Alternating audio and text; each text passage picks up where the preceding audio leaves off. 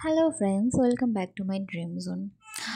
আজকের দিনটা একটু বিজিই ছিল, কারণ আজকে আমি যেখানে থাকি সেখান থেকে প্রায় অনেকটা দূরে আমাকে ট্রাভেল করে যেতে হয়েছিল। তো অটো বুক করলাম, কারণ এখানে অটো আমাদের ওখানে কলকাতায় যেরকম আমরা উবের র্যাপিডো এগুলো যাই, তো এখানে অটো র্যাপিডো উবেরও আছে। তো যাই হোক, বুক করে প্রায় গেলাম, বাট এখানে সত্যি আমি জানতাম না যে কলকাতার মতো এখানেও প্রচুর পরিমাণে জ্যাম হয়। মানে আমি বলবো কলকাতার থেকে অনেক বেশি পরিমাণে হয়তো এখানে যার মধ্যে আমি দেখলাম, মানে যেখানে আমি 1 আওয়ার্সে পৌঁছে যেতাম, প্রায় আমার 2 আওয়ার্স সেই জায়গাতে লেগে গেছে।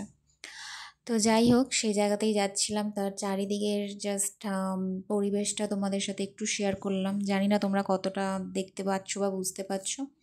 পরিবেশ নিয়ে সত্যি কোনো কথা হবে না, কারণ এখানে চারিদিকে যেখানেই দেখবে খোলা আকাশ আর সবুজে ঘেরা সব সময় আমি দেখতে পাই।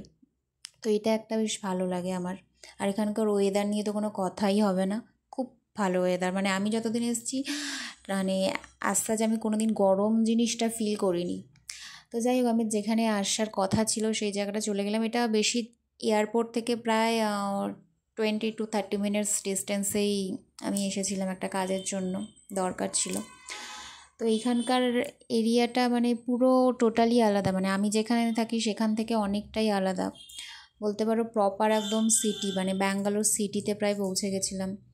দেখতেই পাচ্ছ সমস্ত বড় বড় শপিং মলস, সমস্ত বড় বড় তোমার শোরুম আছে ওখানে, গোল্ডের শোরুম, রাগা, তানিস্ক, সব কিছু আছে ওখানে। তো দেন এটা একটু ইগনোর করো, কারণ যেখানেই আমি মিরার দেখি সেখানে একটু সেলফি তুলতে শুরু করে দিই।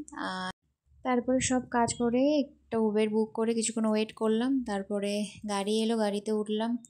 খুব ক্লান্ত ছিলাম আজকে, কারণ সারাটা দিন খালি আজকে ছুটেই চলেছি সকাল থেকে, কিছু খাওয়াও হয়নি সেইভাবে। তো যাই হোক, দৃশ্যটা এতটাই সুন্দর ছিল, কিছুটা দেখতে দেখতে মনটাও ভালো লাগছিল। দেখো, কিছুটা তোমাদের সাথে শেয়ার করছি। খুব সুন্দর, মানে এতটাই সুন্দর না এখানকার পরিবেশ। আমি জানি না যারা হয়তো এখানে এসেছো আগে তারাও হয়তো জানো, আর আমার ফার্স্ট টাইম, তাই জন্য আমি তোমাদের সাথে একটু শেয়ার করছি। কারণ সত্যি খুব খিদে পেয়ে গেছিলো, তারপর একটু বসে বসে একটু বানানা ছিল খেলাম। খুব ক্লান্ত লাগছিলো, জাস্ট ওয়েট করছিলাম কখন গিয়ে পৌঁছাবো, কারণ এত মাথায় ব্যথা করছিল। রাস্তা শেষ হচ্ছে না, সব থেকে বড় কথা ওই আবার বললাম, দেখতেই পাচ্ছ মানে জাম হয়ে পড়ে আছে রাস্তা। মানে পুরো অস্থির হয়ে মাথা ব্যথা করে ভাবছি জাস্ট কখন আমি পৌঁছাবো, কখন একটু বাড়ি গিয়ে শুতে পারবো। বাট জাস্ট অনেক কিছু এক্সপ্লোর করছি এখানে, যেটা জীবনে ভাবিনি কোনো দিনও, এটাই একটা পাওনার। যাই হোক, আমি আমার শেষ পর্যন্ত পিজিতে পৌঁছালাম। অত্যন্ত টায়ার্ড হয়ে গেছিলাম, তাই বিছানাটা দেখে জাস্ট শুয়ে পড়লাম। শরীরটা এতটাই টায়ার্ড লাগছিল যে সত্যি আর ওঠার মতো ক্ষমতা ছিল না। তো এই অবস্থা হয়েছিল আজকে। আমি ব্যাঙ্গালোরে আসার পর প্রত্যেকটা দিনই তোমাদের সাথে শেয়ার করছি, কারণ আমি চাই আমার প্রত্যেকটা দিনের গল্পগুলো যাতে আমি তোমাদের সাথে শেয়ার করি, যাতে কোনো দিন আমার মতো জায়গায় যদি কেউ পড়ে তাহলে হয়তো তাদের একটু যদি হেল্প হতে পারে। তো এভাবেই বলবো, আমার পাশে থেকেও, আর অবশ্যই লাইক, শেয়ার অ্যান্ড সাবস্ক্রাইব করে দিও।